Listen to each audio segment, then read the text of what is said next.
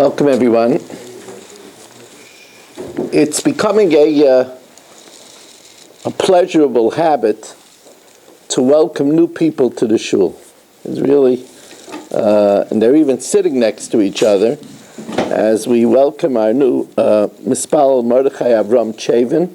It's wonderful to have you here, and we hope that you settle well and that you make great friends and you find great atzlacha here in Ruchnius and Gashmias.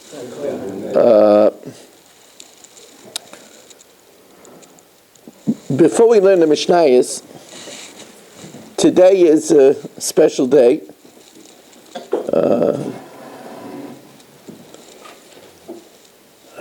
Dr. Rothstein, you have a yahrzeit? Please give me the name. Chaim ben Yosef. So we dedicate this shir for Chaim ben Yosef. HaKayin, of course, how could we forget that? Chaim ben Yosef HaKayin, Rothstein, his neshama should have an aliyah. He should be Melitz Yosher for his family, for all of us and all of Klal Yisrael. It's, people think, we don't have to say Tachna.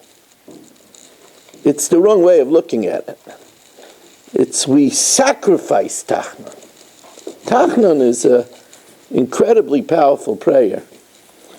I told you once a story that I was with Reb David, and there was a late bris in yeshiva.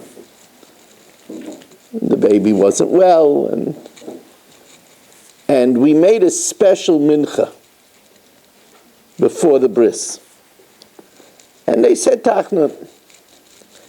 And afterwards I went over to Reb David, and I said, I heard from the Rosh Hashiva, from Ramoshe Zechtav Kadosh Baruch Hu Yagan Aleinu, that if the minyan was made specially for the simcha, then you don't say Tachna. So Reb David acquiesced. He said, "No, megechapta Tachna." That was his reaction. Not "No megechapta Tachna," and that's to not say Tachnon is not a pressure to think. And if we're not saying Tachnon, we're not even saying Tachnon the mincha before. It points to the real importance of Tu B'Shvat. So there's some people that say, listen, I'm not so much into fruit, Boxer breaks my teeth, I don't like this passion. It's because they charge $8. I do without it, the whole thing is absurd. They want to say that the whole thing is a commercialized business. And it's so far from the truth. We know that on Tu B'Shvat, quietly, the new sap begins to enter in the tree. The tree looks still dead, but the new sap begins to enter in the tree. And the Magid Mimejibuz, it's such a powerful thing. The Magid Mimejibuz, he says, Chamisha Aser, forget about Gematria. He says Chamisha Aser is the exact same letters as Shar Simcha. It's very easy to figure out. Aser becomes Shar, and Chamisha becomes Simcha. So the Magid Mimejibuz says that Chamisha Aser B'Shvat is the gateway to happiness for the entire year. That's how important. I'm telling you this, we could have in mind. That's how important Chamisha Aser B'Shvat is. I was even thinking that maybe I should speak before Mincha, but you're davening Marav early, so you could definitely still tap into the kaiches of Tu B'Shvat. It's brought down that the gematria of Elon, Aleph Yud Lamed Nun, is a very famous gematria. It's 91. The same gematria as Amein, the same gematria as Malach, the same gematria as Sukkah. They're all 91.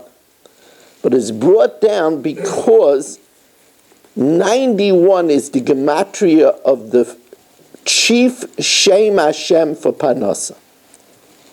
The chief Shem Hashem of Parnasa is the beginning Rosh Tevis of Pesach Es Yodecha. So Pesach Es Yodecha is Pei Aleph Yud is Begematria at 91. And it says, therefore, on this day of Peiros, we should be mispalo for our Parnasa for the whole year, for our Peiros for the whole year.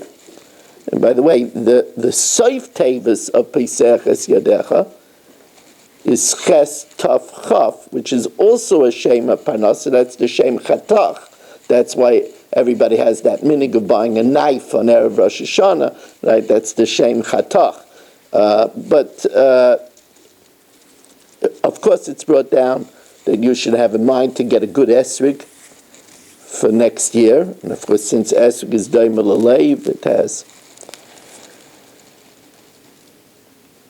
There's no question that we think about, when we think about fruit, we think about how much Hashem loves us. If you taste a blueberry in season, now Hashem could have given us a hole on our shoulder and tell us to stop in by Exxon and fuel up. That could have been the way it was. Every morning we would go fuel up, and Hashem, if you ever read All for the Boss about Rabbi Herman, so it says how his wife tried to procure for him a pear.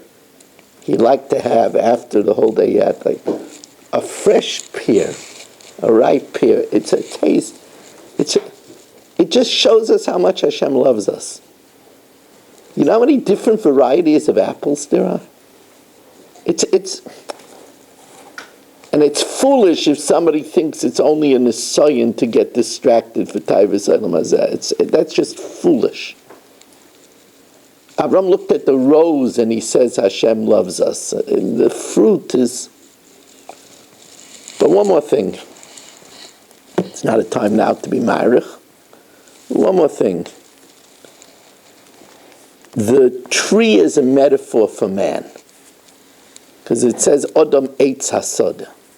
A man is a tree in the field. And on Tu B'Shvat, we are compared to a tree because a tree grows. That's why the Oren in the Beis HaMikdash had to have a wooden box. It had to be Zav Mibayis Michutz, but it had to have also a wooden box because gold doesn't grow. Tree grows. And it gets a rebirth starting on Tu B'Shvat. We need to be always growing. Especially you're retired. A person could maybe go flat. Chas v'shalom. Chas v'shalom. We need to always be growing. One of the Gedolim said that was the secret of his longevity. As soon as he finished a project, he says, okay, what's next? What's next?